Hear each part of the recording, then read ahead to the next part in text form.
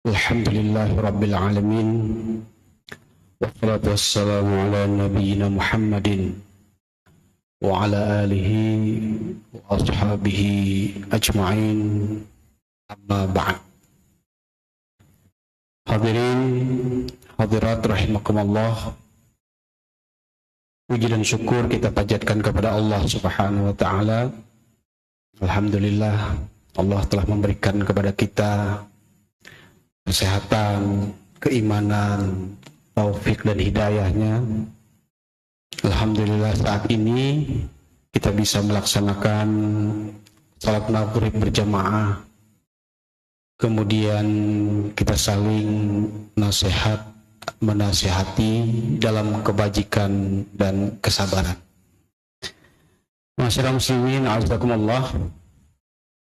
Sedikit cerita ulun tanggal 11 sampai 13 kemarin mengikuti rapat kerja MPKS yang dilaksanakan oleh PP Muhammadiyah di Yogyakarta.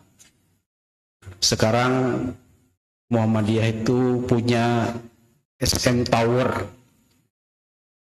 Muhammadiyah atau Suara Muhammadiyah Tower, ada 8 lantai hotel dan convention center. Jadi semua kegiatan sepertinya di gedung atau di hotel itu, di Jalan Kiai Haji Ahmad Dahlan, 1 kilo dari Masjid Gede. Itu bisa kita jalan kaki saja ke sana, dan fasilitasnya luar biasa. Fasilitas hotel berbintang 5 sepertinya. Ya, masih di bulan Juni tadi diresmikan PP Muhammadiyah. Nah, dalam acara itu ada 3 pokok bahasan. Karena rohnya Muhammadiyah itu adalah di MPKS, Majelis Pembinaan Kesejahteraan Sosial. Karena awalnya Muhammadiyah oleh Ahmad Dahlan, ya, keinginan beliau untuk mengayomi fakir miskin. Di teologi Al-Ma'un itu yang menjadi dasar berdirinya organisasi Muhammadiyah. Sehingga MPKS ini adalah sebuah organisasi di bawah PP Muhammadiyah, ya, majelis yang mengayomi tentang pembinaan dan kesejahteraan sosial. Ada 3, ya. Yang pertama adalah anak, ya. Kemudian difabel dan lansia. Ya, jadi kalau berbicara tentang anak, ya, anak yatim, anak terlantar, ini Muhammadiyah sudah memberikan contoh kepada negara. Ya, negara belajar dengan Muhammadiyah, ya, bagaimana mengelola anak panti atau anak-anak terlantar. Begitu juga tentang difabel, anak berkebutuhan khusus, ya.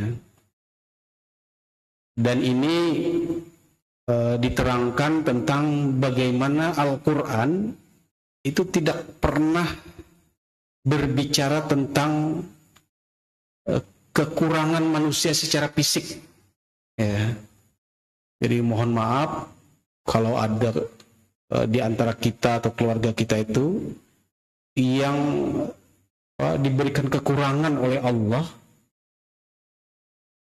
tetapi dalam Al-Quran tidak ada sama sekali Allah berbicara tentang kekurangan fisik. Jadi summun, bukmun, umyun, wahum la yarji'un. Ya. Summun, tidak mendengar, bukan artian dia tuli secara fisik. Tidak ada Al-Quran. Tetapi an-sima'il haqqi, dia tidak mendengar dari kebenaran. Ya. Bukmun, kemudian dia tidak bisa aninut kebihi, dia itu bisu dari mengatakan kebaikan. Ini bukan bisu yang anak tidak bisa berbicara itu dalam Al-Quran masuk kategori itu, tidak. Orang yang tidak bisa berbicara tentang kebajikan itu dikategorikan adalah dia tidak bisa berbicara. Umyun an ru'yatil haqqi, dan juga dia tidak bisa melihat, bukan buta, tapi buta dari kebenaran. Qala rabbi lima khasyartani a'ma wa qad kuntu basira. Orang kafir ketika di akhirat nanti mereka bertanya kepada Allah, ya Allah, lima khasyartani a'ma, kenapa engkau halau kami dalam keadaan buta? Ya. Wa qad kuntu basira, padahal di dunia orangnya melihat. Nah, gitu. Ternyata butanya itu adalah mereka di dunia, mereka tidak melihat an ru'yatil haqqi, mereka tidak melihat sebuah kebenaran. Dalam Al-Quran juga dijelaskan bahwa yang tidak mendengar itu bukan tidak mendengar secara fisik dan tidak melihat itu secara fisik.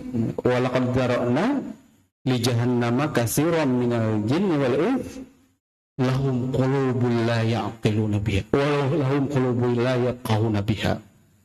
Mereka punya hati tapi tidak memahami, tidak memikirkan. Walau a'yunun la yubsiruna biha walau adzanun la yasma'una biha. Mereka tidak melihat dan tidak mendengar.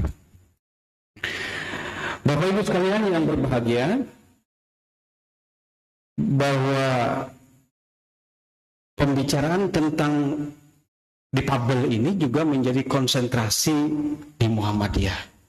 Banyak sekarang asosiasi atau relawan-relawan yang membina mereka. Ada lembaga-lembaga pemberdayaan mereka-mereka yang difabel itu. Allah berikan mereka itu sebuah kemuliaan. Walaqad karramna bani Adam. Sesungguhnya kata Allah, kami pastikan bahwa anak yang lahir, orang yang ada, yang hidup di dunia ini pasti dimuliakan oleh Allah Subhanahu wa taala. Ya. Saya juga merasakan, Pak. Ya, merasakan di keluarga kami, kakak kami, ya. Ini hanya ilustrasi saja, Pak, bahwa memang ada, Pak. Ya. Jadi kakak saya, anak yang ketiga, ya, itu melahirkan anak perempuan, ya, Down syndrome, ya. Angkatannya itu sudah kuliah, tapi dia baru bisa beraktivitas, bicara pun belum bisa. Oleh orang tua saya dikuatkan, Mbak, karena waktu lahir itu diam, anaknya tidak bergerak gitu, sering masuk rumah sakit, Bang. Ada jantung lah, ada paru-paru lah, karena memang Allah coba. Kakak saya itu pernah ya stres gitu ya, menghadapi situasi seperti itu. Kenapa? Karena seusia dia itu sudah normal, sementara dia tidak. Tapi oleh ibu saya pada saat itu dikuatkan, ya, kakak saya itu, lalu diberi namanya itu Alpiyah Musyarrafah, ya, 1000 kemuliaan, 1000 kemuliaan.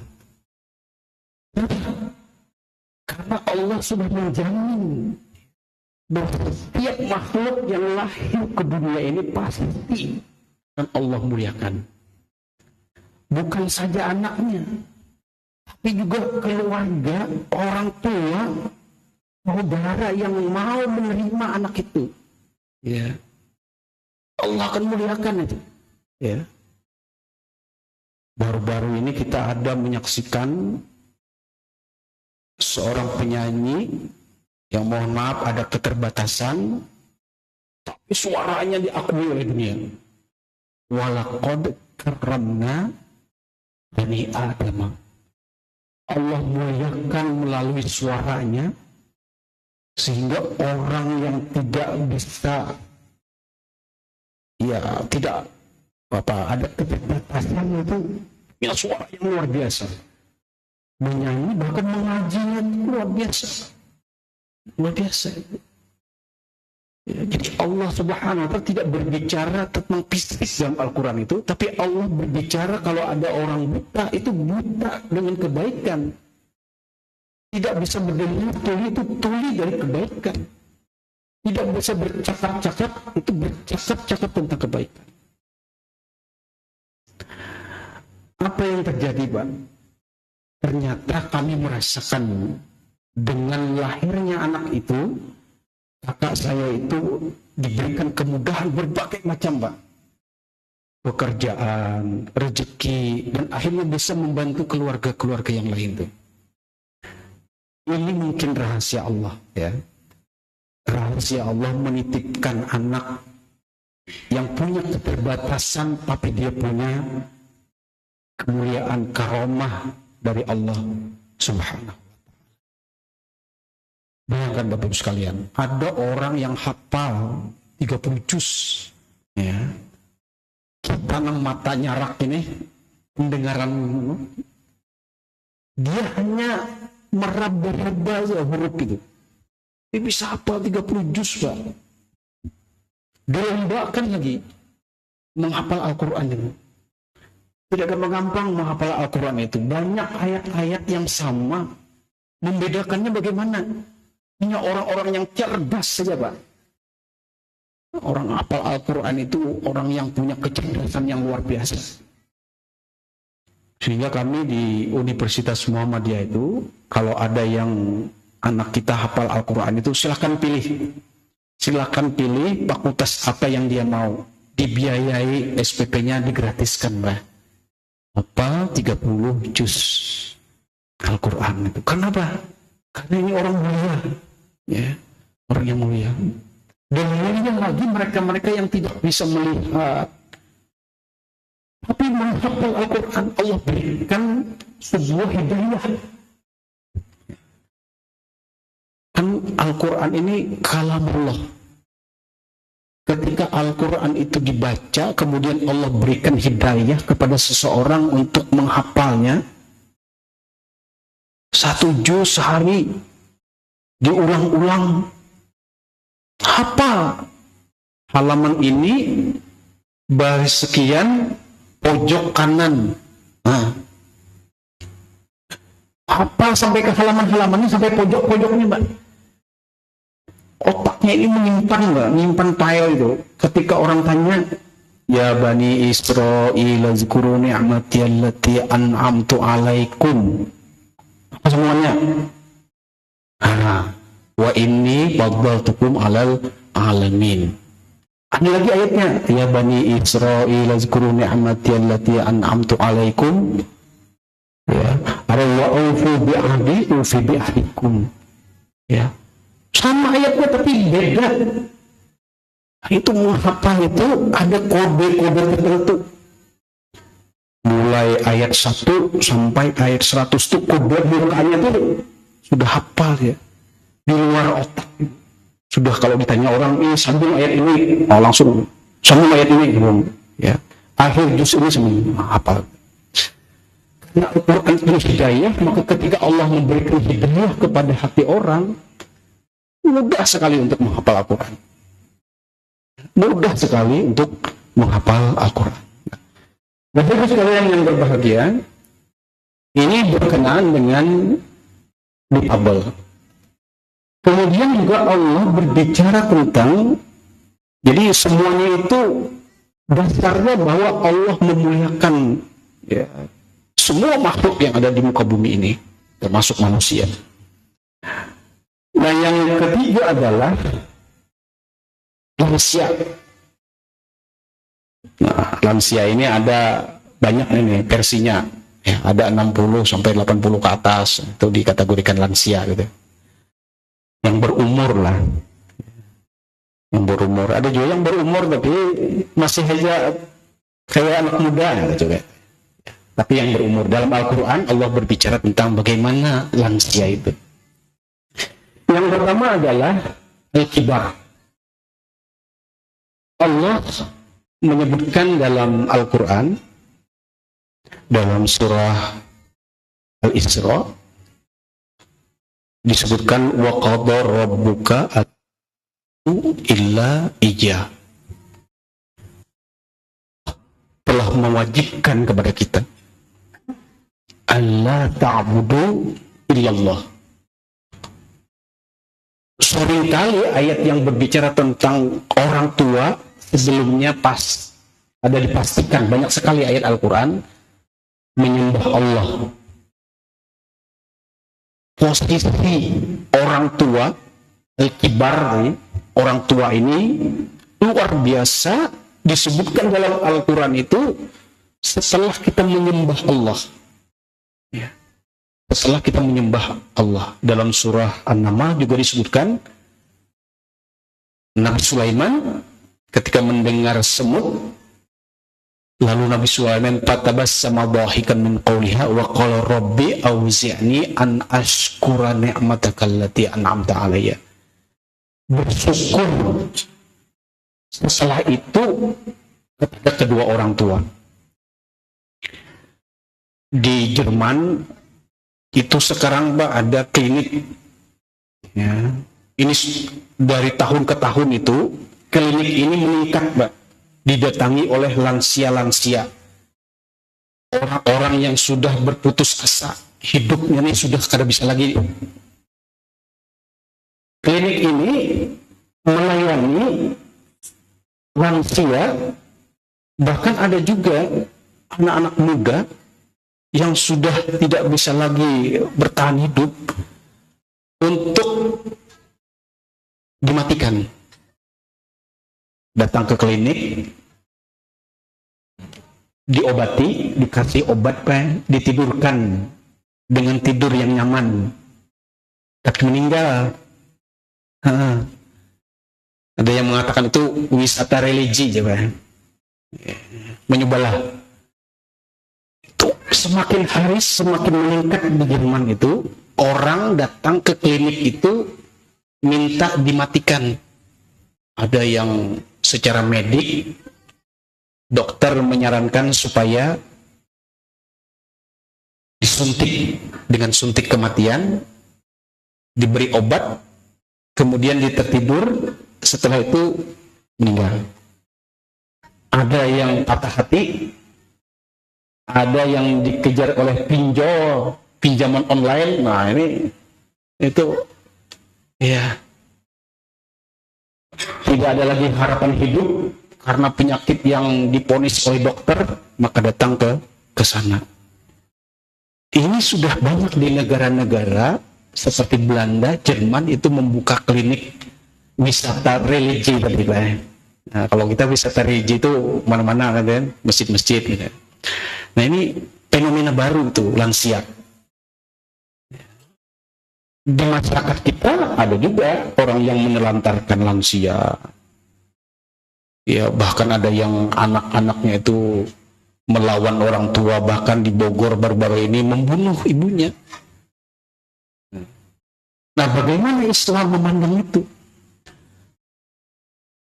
Sementara kita Al-Quran menyebutkan ketika Allah Subhanahu wa Ta'ala menyuruh kita beribadah kepada Allah, dilanjutkan kepada wabil walidaini ihsanan. Ketika Nabi Sulaiman, Rabbi auzi'ni an ashkura ni'mataka allati an'amta alayya wa 'ala walidayya. bersyukur kepada Allah, kemudian bersyukur kepada kedua orang tua. Ini menunjukkan bahwa ketika Nabi Sulaiman diberikan kekuasaan, diberikan kemampuan berbicara tentang dengan binatang, dengan jin, menaklukkan kerajaan-kerajaan besar. Nabi Sulaiman punya kekuasaan, tapi tetap beliau adalah orang yang menghormati kedua orang tuanya. Auzi'ni ya Allah, berikanlah aku di akhir hidupku ini an ashkura ni'mataka allati an'amta 'alayya wa 'ala walidayya, dan juga bersyukur kepada kedua orang tua. Wa qadara rabbuka alla ta'budu illa iyyahu wa bil walidayni ihsana. Allah telah mewajibkan kepada kita untuk menyembah kepada Allah. Tidak ada yang kita sembah kecuali Allah. Wa bil walidayni ihsana, dan kepada kedua orang tua ditegaskan oleh Allah ihsana, yaitu berbuat baik. Imma yablughanna 'indaka kibaru ahaduhuma aw kilahuma, dan ketika kedua orang tua menjadi lansia, ahaduhuma aw kilahuma, kata Allah, jangan sampai kita membuat kata-kata yang menyakiti kedua orang tua, kan seperti itu. Apalagi menghardik, apalagi memukul, itu. Walaupun sarhuma, bahkan jangan sampai menggertak. Wa kullahuma qaulan karima. Wa fitlahuma jangan hazili. Ini dalam tasbih ya, disebutkan bahwa orang yang sudah punya harta, punya kekuasaan, punya kedudukan, dihormati orang tuh, lalu Allah menyuruh kita berhadapan dengan orang tua itu, wahfid, turunkan, artinya hafad itu berbaris bawah, maksudnya turunkan egomu, turunkan rasa engkau dihormati orang tua ketika berhadapan dengan orang tua itu. Seperti burung elang, yang burung elang itu ketika dia terbang dengan mengepakkan kedua sayapnya, dia merasa berkuasa, dia merasa nyaman, dia bisa kemana-mana itu. Tapi kata Al-Quran, wahfid lahuma, turunkan janahadzulli, kedua sayapmu itu dengan rasa apa? Hina kita ini, ya, hina kita di hadapan orang tua kita. Kita lahir tanpa membawa apa-apa. Tiap malam begadang orang tua. Kita merasakan malah ulun anak 3 ya, Pak ya. Anak 3. Merasakan kayak apa? Bangun malam, anak bekami, belum lagi kayaknya sekolah, belum lagi kuliah. Putar kepala, mengkawat tuh fokus kepala saking panasnya, memikirkan itu. Nah, ketika kita berhadapan kepada orang tua, wahfidkan Allah. Jangan hadiri kedua sayapmu dengan sayap yang merasa hina di hadapan orang tua. Minar rahmah ditambah dengan kasih sayang lagi kepada orang tua. Mungkin saja ada yang masih ada orang tuanya, mungkin terbaring sakit, mungkin saja orang tuanya ada yang sudah zalil umur, ya, sudah di ujung-ujung umur, bisa hilang sendiri. Keluar rumah kada kau balik lagi mencari kita. Itu arzawaman nu'ammirhu nunakishu fil khalqi fala taqilu. Barang siapa yang kami berikan kelebihan umur, kata Allah, Nunakhisu fil khalqi, mungkin itu adalah cobaan bagi kita. Mungkin itu adalah cobaan oleh Allah. Birru abaakum, birru abnaakum. Berbuat baiklah kepada kedua orang tua. Birru abnaakum, akan berbaik lagi anakmu kepada kamu ketika kamu nanti menjadi lansia.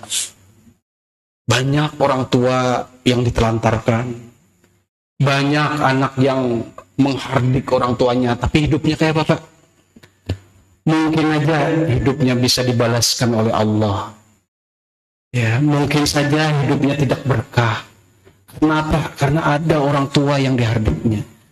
Ada orang tua yang tidak sempat dia minta maaf pada orang tuanya. Tetapi minar rahmah. Rahmah itu kata-kata rahimah yarhamu, ya, bahkan diambil dari kata-kata rahim. Rahim itu kasih sayang. Bagaimana kasih sayang yang disebut dengan rahim itu seperti anak di dalam rahim. Jadi ketika anak dalam rahim ibu itu dibawa kemana-mana, itu rahim namanya. Disayangi benar. Kalau makan tuh makanan yang terbaik lah. Dibacakan apa-apakah? Supaya apa?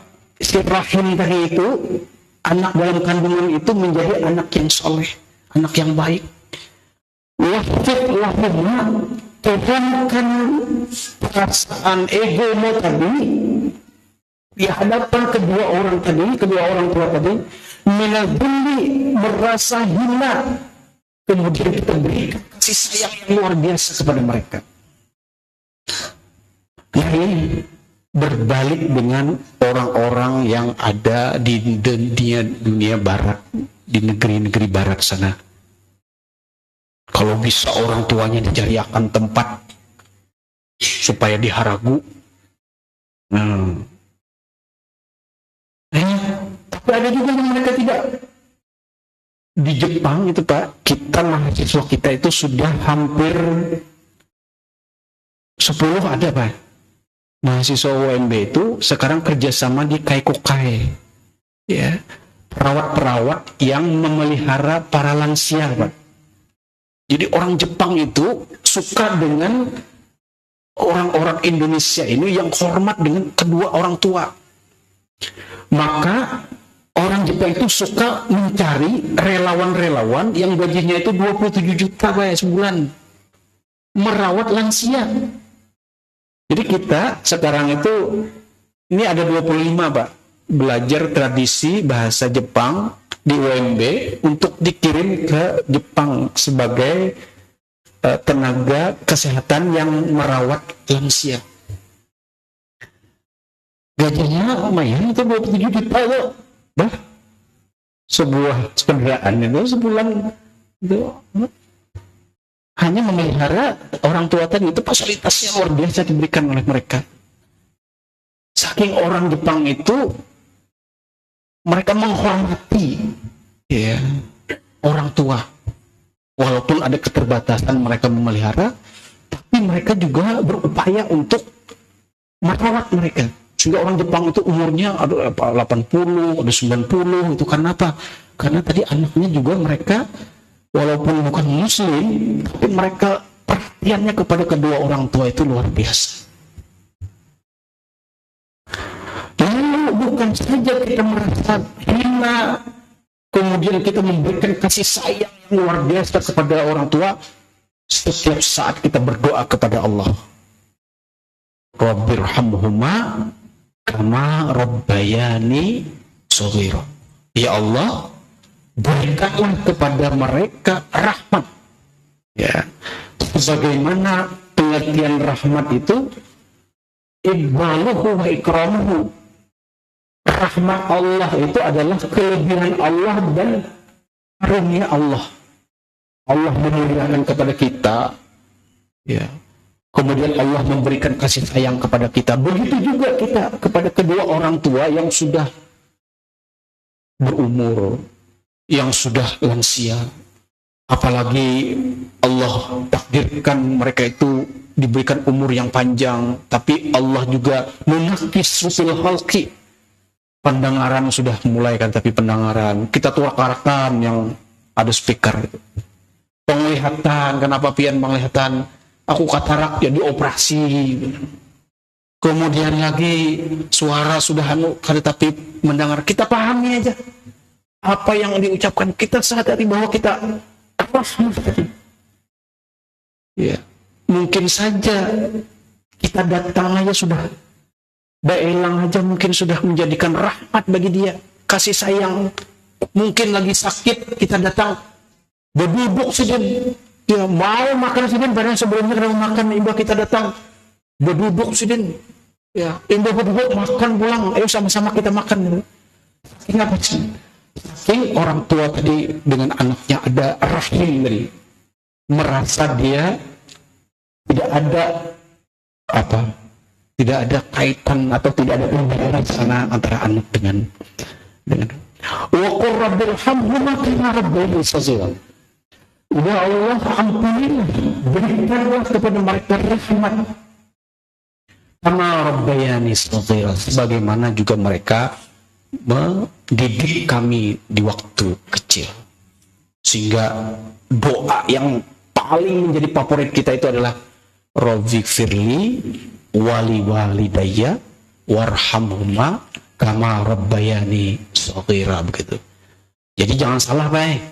Ada kawan-kawan kita yang membaca Rabbighfirli wali walidayya warhamhuma kama rabbayani shaghira. Balik sopnya itu artinya hina. Hina jadinya. Jadi bacaannya shaghira, bukan shaghira. Begitu. Bapak Ibu sekalian yang berbahagia, maka dalam beberapa ayat Al-Quran, Allah selain dalam surah Al-Isra ayat 23 itu, juga ada Allah menyinggung tentang bagaimana kehidupan manusia ini. Dalam Al-Quran, Allah menyebutkan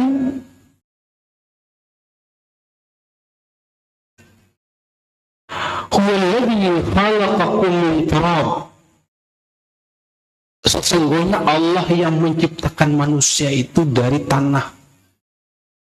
Di dalam ayat Al-Quran itu ada turab, ada tin, tanah juga Pak. Ada sosol, tanah juga. Ya. Min lazib juga tanah. Jadi macam-macam karakter manusia itu, maka kata Quraisy Bab itu, karakter tanah itu juga mempengaruhi tentang tabiat manusia. Ya, tabiat manusia.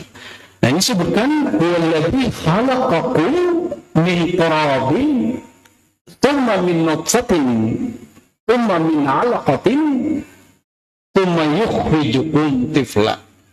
Kemudian Allah mengeluarkan, jadi Allah menciptakan kamu dari tanah. Bagaimana dari tanah penciptaannya? Awal penciptaan Nabi Adam diciptakan dari tanah, kemudian kita ini Allah ciptakan berproses, tapi semua itu dari tanah. Ya, minum dari air mani. Prosesnya dari apa? Makanan-makanan. Dari mana makanan itu? Ayam, ikan, sayuran, itu semuanya dari tanah. Semua min 'alaqatin. Sesudah itu dari segumpal darah. Ya. Dari air mani, sesudah itu min 'alaqatin summa yukhrijukum tifla. Kemudian kita dikeluarkan dalam keadaan bayi. Bapak Ibu sekalian, kenapa Al-Quran tidak berbicara tentang atfal? Allah berbicara tentang tifla. Ternyata anak yang lahir itu mufrad. Sama ternyata anak ini dilahirkan di dunia ini yang Allah sebutkan ketika Allah bertanya kepada calon bayi yang mau keluar dari rahim ibunya, alastu bi rabbikum qalu bala.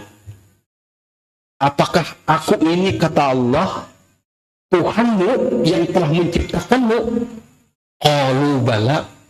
Lalu calon-calon bayi seluruh dunia ini itu mengatakan, sepakat mengatakan, bala, benar ya Allah, Engkau adalah Tuhan kami. Bayi yang lahir itu tidak ada dosa warisan seperti yang disebutkan dalam agama-agama lain, bahwa ketika bayi itu lahir dia berdosa karena orang tuanya. Tidak ada. Kalau itu empat berdosa, anaknya tidak ada, walaupun orang tuanya sendiri, mohon maaf, kawin di luar nikah. Tetap bayi yang lahir itu, walaqad karramna bani Adam, sungguh kami muliakan anak yang terlahir itu karena dia suci. Fitrah, kullu mauludin yuladu alal fitrah. Anak itu lahir dalam keadaan fitrah. Fitrah itu apa? Islam. Dia apa? Islam itu aslama yuslimu, itu menyerahkan dirinya kepada Allah Subhanahu wa taala, mengaku bahwa Allah yang menciptakan dia. Fa'abawahu yuhawidanihi, maka setelah dia dewasa, orang tuanya lah yang membuat dia bisa beragama Yahudi, au yunasranihi, au yumajjisani, Nasrani atau Majusi, tergantung pendidikan orang tua, tergantung pergaulannya, tergantung lingkungan, dan lain sebagainya. Jadi Allah menyebutkan kemudian kami keluarkan dalam keadaan satu bayi dari seluruh dunia ini, bayi yang sama, yaitu dia Islam atau dalam keadaan fitrah. Liyabluukum asyuddakum tsumma liyakunu syuyukha. Selain kibar ada suyukh juga baik. Suyukh itu kalau orang Arab ya syekh. Ya syekh itu dipanggil syekh gitu. Yang agak berumur itu dipanggil syekh. Ada yang mereka tua minkum mayatawaffa min qabl. Ada yang diwafatkan sebelum menjadi suyukh. Ada yang umur 40, ada 30 diwafatkan oleh Allah Subhanahu wa taala. Litabtalagu ajalan musamma wa la'allakum ta'qilun.